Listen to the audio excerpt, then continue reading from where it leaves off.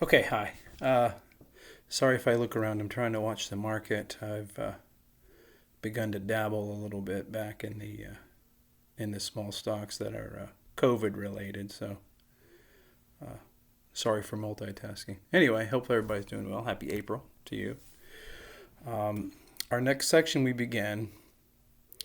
Before I start that, let me tell you about the any kind of grade stuff. I've started grading your things. I've put it so that you can't see them. If you can see them, please seriously let me know. I thought I got it blocked. I just don't want that to become an issue, but I'll release them all when I'm done grading. Okay, so anyway, our next section is going to be our most boring section without a doubt, and it is the bureaucracy. So you'll need the bureaucracy outline. It's the one with the dude from The Incredibles on the top, and we'll go extra credit for the first person that tells me his name in the show and who his voice is. So let's do both. You need both for extra credit. Okay, first person. Okay, so the bureaucracy section is going to be pretty short. I'm going to take one chunk out of it, and I might do two, but probably just have one grade off of this, or maybe one like two-part grade sort of thing. So what I want you to get at, here we are on the front page, and I don't think I have any pages, so I will post some pages for you for the book, because this might be helpful, because this is kind of torturous sometimes. Anyway, when you look at that first thing over there, at the top there where it says bureaucrats do serve a purpose, kind of think of three things here. And I put the word idea in, which is not really a word, but think about coming up with ideas. When you think about, I can do all kinds of examples. If you want me to do COVID, I can. If you get tired of those examples, let me know. But, well, what could we do? We could focus our efforts on getting masks produced. We could focus our efforts on a cure. We could focus our efforts on hospital ships coming into harbors like they are in New York. We could do this and this and this. Think about the brainstorm type stuff here. The ideas about on a local scale, more like, well, what should we have restaurants do, and which, should they be allowed to deliver? Should they be allowed to serve takeout? Should they be allowed to sell alcohol? When you think about, well, that's not essential, but yet, arguably it helps people get through, I suppose. But idea making, about school lunches, back to that Michelle Obama stuff. Well, we could do this, and we could cut out sugar and fat, and so on and so forth. So there are bureaucrats that do that. Okay? There are bureaucrats that make policy. They're sitting, okay, well, we've decided to make, we're going to focus on masks, and we're going to focus on hospital ships, let's say. So the masks, then you're going to say, well, here's what the policy is going to be. Everybody's going to we're going to have so many masks per person per state, and they're going to be a certain type, N29 or whatever they're called. I've seen those. And they're going to be sold for this much, or they're going to be given away, or they're going to be sold through these outlets. In other words, taking the idea, and once whoever, the president or whatever, decides, here's what we're going to do, here are the specifics of what we can do. When you think about something like, you guys that have worked in food have possibly been involved with either before or during an inspection. So think about, we want, restaurants need to be inspected. Well, they need to be inspected for bugs and grease and chemicals and cleaning supplies and floor slick and so on and so forth. All of those things are policy. And the more specific you get, the more, specific the policy, and then stuff has to get done. So then that leads us to the third, where you got implementation. These are people that are out in the field. This is the lady at the license branch who tells you you don't have the right documentation to get a driver's license because it's this, this, and this. Okay. Or the health inspector that has the little check. I don't know if they have a clipboard or they have an iPad by now. But here's what I'm looking for. I found 6 cockroaches in the Big Mac, special sauce or whatever. Has to go through that. And with this COVID stuff, you'd have to have people, inspecting, passing out, protecting the supply of masks so people don't go in and steal stuff, because people will do that and try to profiteer off of it and sell them for a bunch of money and so on. It's already been done. But the implementation is the part, like I said, that you see, and that's the part that is it's thankless, especially if the policies are real strict. You think about, we're going to check 300 things off looking at a restaurant's kitchen.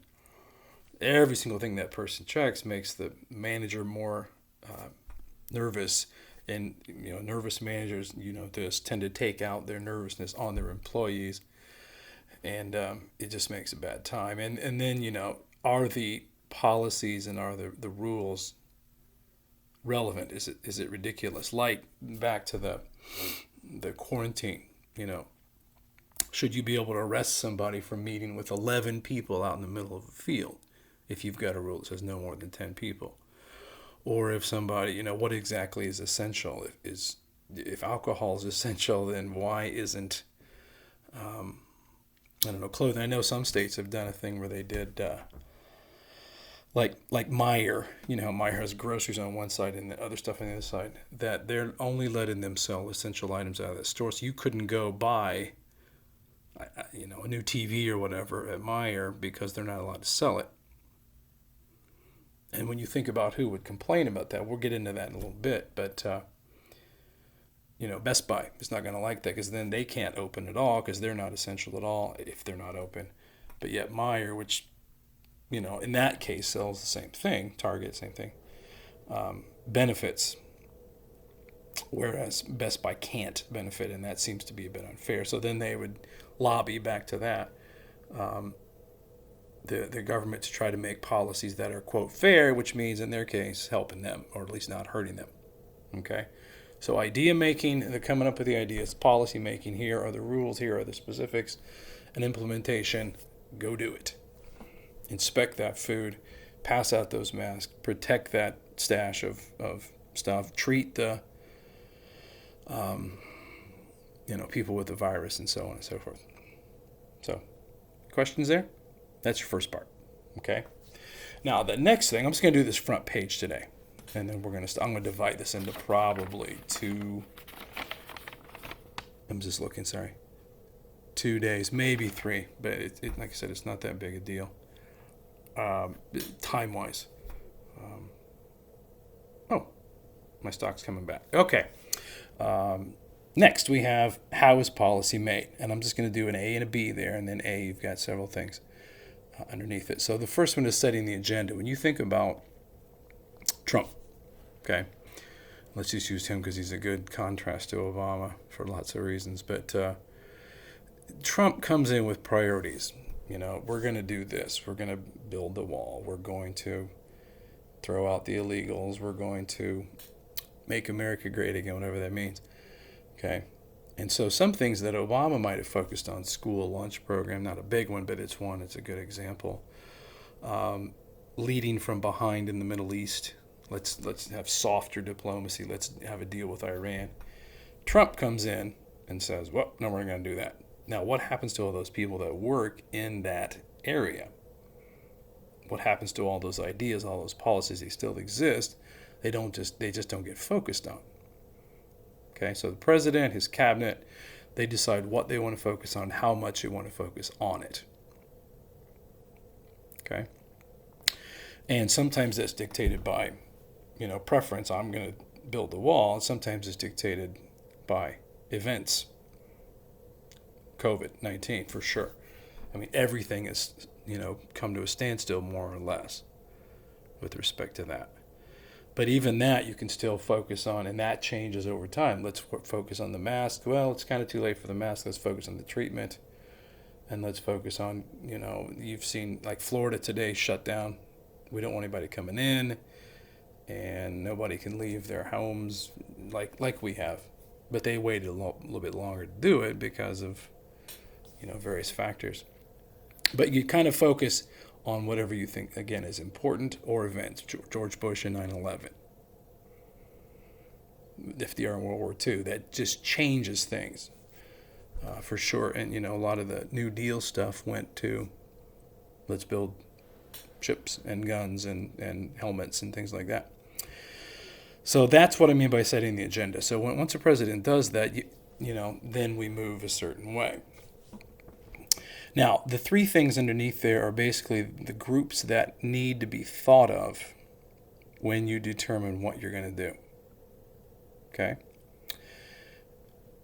Meaning, you're never going to please everybody with these policies. As soon as you say, let's have stricter rules on food preparation at restaurants, that's great for consumers, but it's terrible for employees.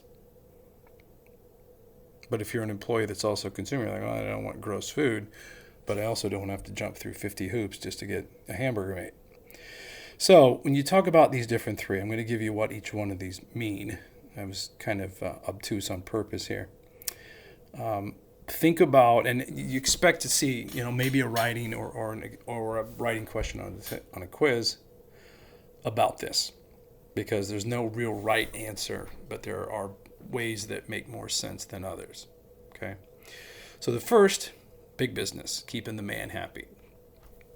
When you think about something like, we are going to get really tough on fast food restaurants, McDonald's, Burger King, Wendy's, etc. Okay, is that going to make them happy? You want something that's going to be,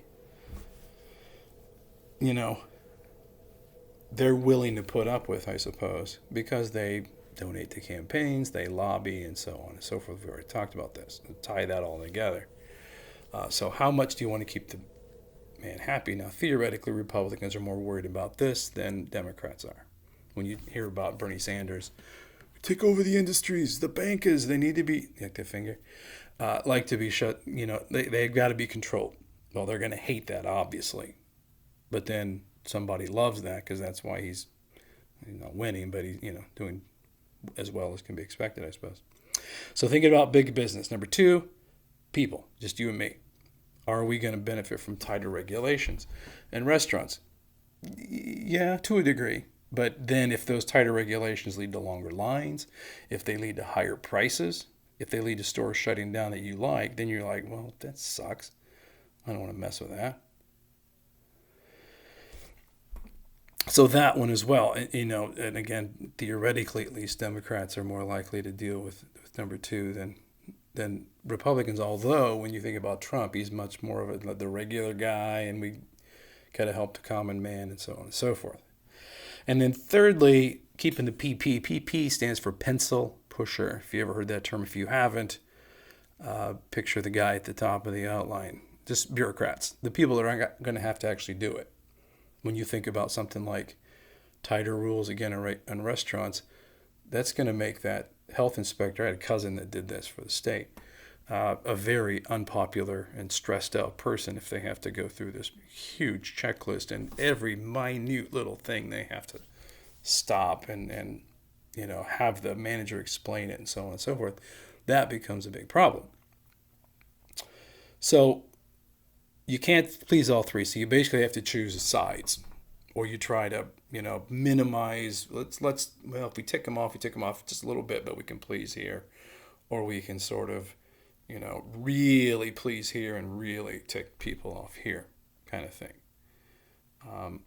And think about, we've not really talked about this. I assume you have in economics at some point, you guys in AP. Unintended consequences, things that are not supposed to happen but do when you regulate, when you make any decision, really. But think about that idea as well. If you need to look that up, just look it up. It's a simple concept. And then finally, to close this out, B, making the call. Then you get into, okay, we've decided we're going to do this and this and this with restaurants. We're going to shut them down. We're going to let them serve alcohol. We're going to let them do carry out and delivery. Well, then you've got shifting going on. When you think about, if you used to work in one area, and that area of government, and that area is no longer stressed, then what do? They don't fire you. They probably transfer you, or they give you some other job title, or they put you in. If you think about, you know, a guy that used to work for the license branch and then they don't need him anymore, they don't fire him, they put him over in the parks department. Well, what's the problem with that? You don't know how the parks department works. He's good at the license branch, but because we don't need him, because we're going online licensing or whatever, then we need him in the parks, and he's going to be coming into some place he's not familiar. And if you put him in charge of anybody, think how that goes. Think about any time you've seen somebody transfer from, whether you watch The Office and somebody transfers in from another branch, or whether you've watched Parks and Rec and somebody comes in when they combined Eagleton and Pawnee, there were turf wars, and that happens a great deal when you're talking about actually deciding what to do here, because frankly these guys can care about their jobs. They may not care about the idea behind it, but they care about their job, especially in times like this, obviously. So think about, everyday life stuff, statewide things here, but also this COVID virus. I said I wasn't going to say that. And I think that might make some sense as to how this works. So if you have any questions about this, just let me know. And take care. Cheers. Bye.